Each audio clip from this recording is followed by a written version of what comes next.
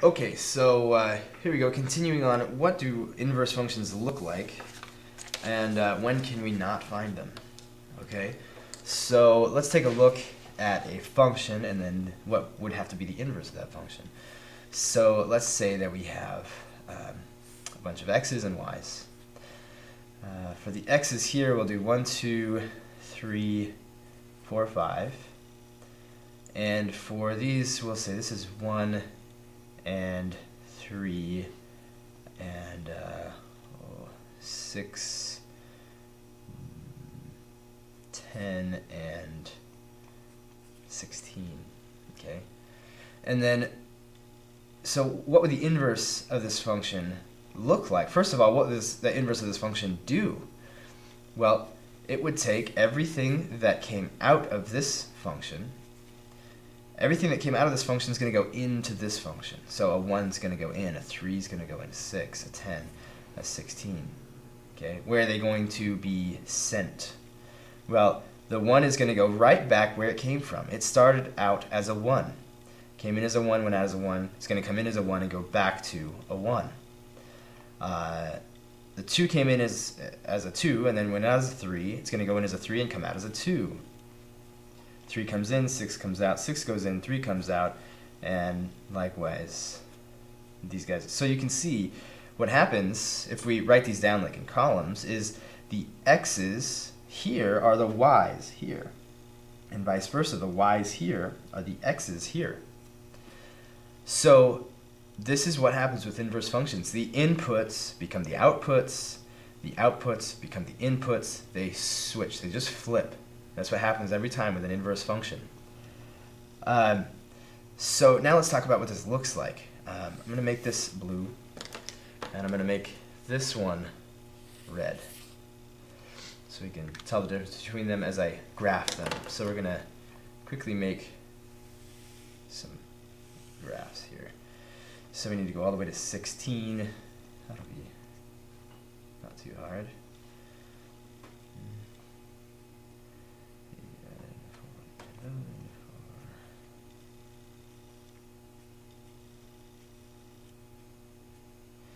Okay, so 1 goes to 1. This is the green one. 2 is going to go to 3. 3 is going to go to 6. 4 is going to go to 10. 6, 10.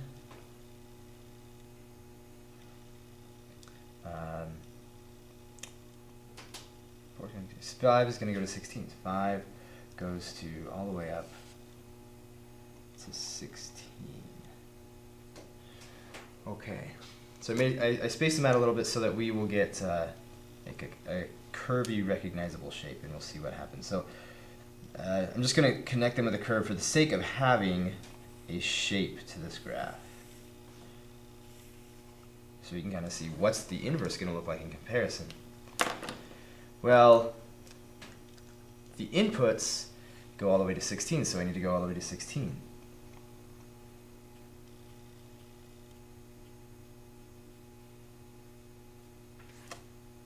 And just squish them a little bit at the end.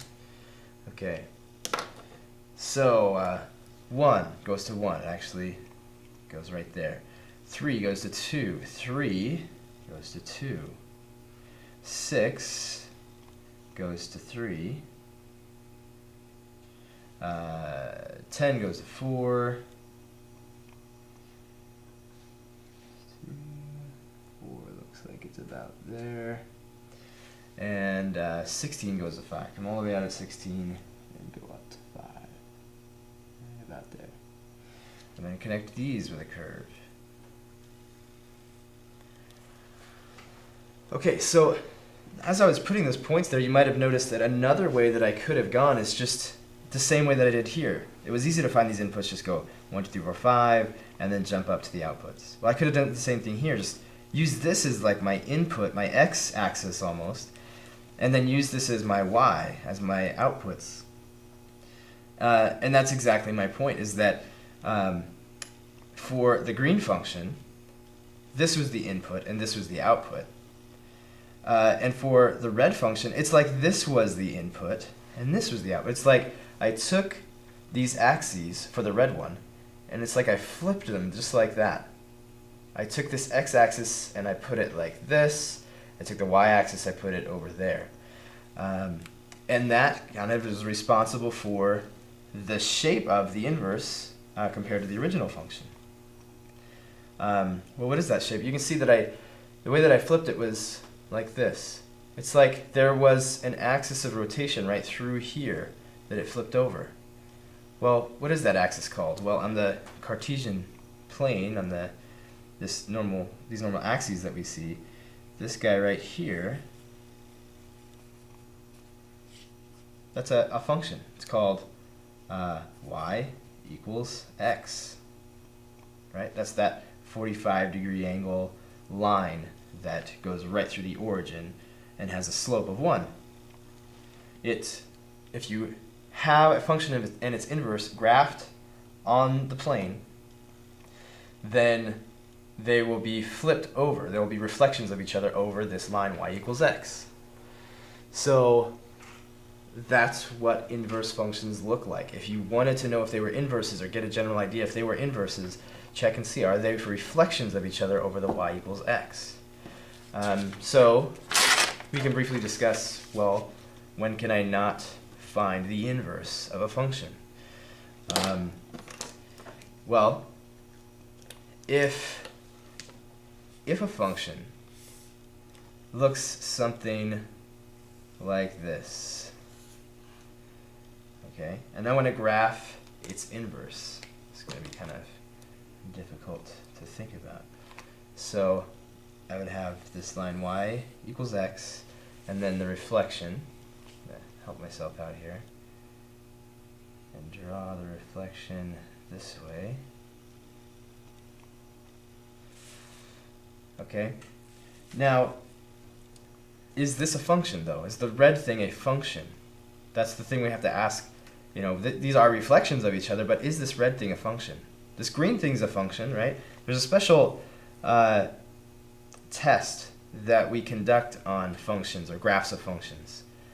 Or graphs to see if they're functions. It's called the vertical line test. If I conduct a vertical line test on the green function, what it says is that anywhere I draw a vertical line, I should be able to draw any vertical line. I'm drawing a bunch of vertical lines right now in my head. And every vertical line should touch this graph at most one time. Okay? It should never touch it more than once. If, let's say we break with reality here, because this really is a function, and this guy were to come back or come out here and then come back on itself like this somehow, then this would fail the vertical line test, would not be a function, because this input would have two outputs, right? This taxicab driver would be driving two different taxicabs, and that would not be okay. That would not be a function. But this is a function. This part of it does pass the vertical line test, okay? But does the red one pass the vertical line test? It doesn't. Here is good, good, good, good. But as soon as we get to, in this region, this vertical line touches these two different places. So it's not a function. Okay, well, rather than drawing the inverse function, or what might be the inverse function, and then testing to see if it's a function with a vertical line test, well, since they're reflections of each other on this like 45, or this, I guess they have a 90-degree relationship, then what is a vertical line test for the red one would become what? A horizontal line test for the green one. So if I test the original function and say, does it pass a horizontal line test, then if it does not pass the horizontal line test, its inverse is not a function. Okay? Let's talk about this with some numbers. Let's talk about f of x equals x squared. Think about what this graph looks like before I start here. G of x equals, well, what do you think the inverse function of this is? Well, something gets squared here, so to undo the square, I would do the square root. Okay, so something 2 gets squared is 4, 4 square root of 4 is 2. Except for, think about that for a second. let's do f of 4, f of 2. f of 2, 2 squared is 4. Let's put 4 into the square root function. G of 4 equals the square root of 4. What's the square root of 4? Remember, we just talked about this for even roots. It's plus or minus 2. Look at this function right here, or what we wanted to be a function and it's not, is we put in a 4 and it gave us back a positive 2 and a negative 2. Okay, let's look at the pictures. Here is a parabola, right? F of x equals x squared is a parabola. So what would maybe be a suspect for its inverse is this thing that's a rotation, or not a rotation, a reflection over the y equals x line. But look here, say at, maybe here's 4, right? 4. It gives us a positive 2 and a negative 2, okay? So this is not a function. These are not inverse functions of each other. What we could do, though, is just say, well, let's fix that by only putting positive numbers. Let's see.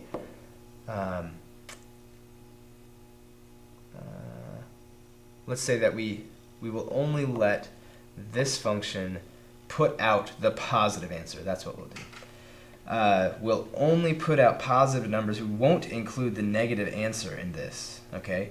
So what that means is we're not going to talk about these. Okay? We'll just make a special function. Maybe we'll call it positive square root of x or something. But we'll just say no more negative answers for our example, for our purposes. So that means that we're also just going to say, obviously, let's not put any negative numbers into here. Okay? So now we've got just this half and this half. This passes the horizontal line test, so this passes the vertical line test. They're both functions, and they undo each other, so they're inverse functions. Okay? So we'll do some example problems here in just a minute.